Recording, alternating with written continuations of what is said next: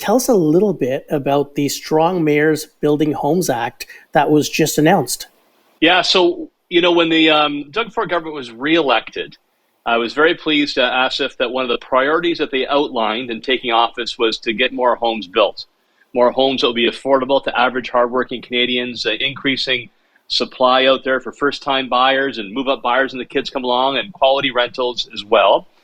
And a view also that we need to, we've got to stand up to the NIMBY forces to try to shut everything down, speed up the approval process, get the costs down. So all of that was a really good theme. And then the next day, they announced this Strong Mayors legislation, and the main reason why they want to have what they call the Strong Mayors in Toronto and Ottawa, and perhaps some other cities, is to focus on housing. They tied the two together. So at OREA, we were very excited to see this initiative because we do believe that with the right leadership in our major cities, we can get more homes built that people can actually afford.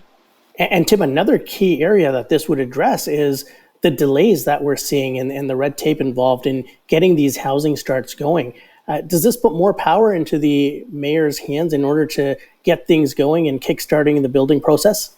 Yeah, great question. You got the right insight there, Asif. So let's set the big picture. I can tell you more. It's called Bill 3. It's the Strong Mayors Building Homes Act, like the title. But, the book isn't just the title, right? So when you open up the pages, initially it will be Toronto and Ottawa only, our two largest centers. But the government has said they'd be looking at other cities as well next. And what does it do? Well, it basically recognizes that in those big cities, the mayor is elected by a large population and should not be just, one voice among many at council. That they are looking at a city on a citywide basis, not just, getting a park built in one ward, but what's good for the city as a whole. And therefore, the mayors, if this bill passes, are going to have some extra powers. Let me tell you what that would be.